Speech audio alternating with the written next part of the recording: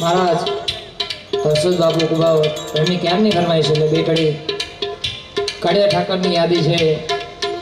જે દિવસે કૃષ્ણ ભગવાન ગોકુળા વૃંદાવન છોડીને જ્યારે મથુરા ગયા કંસનો વધ કર્યો ત્યારે ઘણા વર્ષો વીતી ગયા। પછી ત્યાંથી દ્વારકા વહી ગયા પ્રભુ।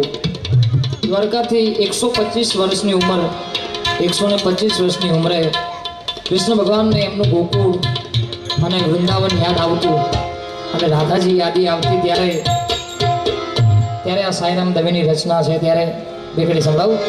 राधा हूँ पुकार हर्षदभाई नु फरमाइश त्यारे पूरी राधा हूँ पुकार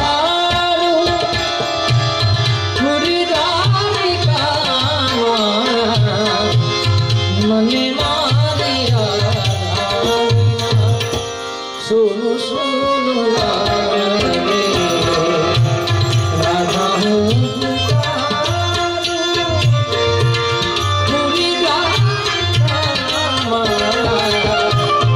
मने मारिया सुनु सुनु राधा हूँ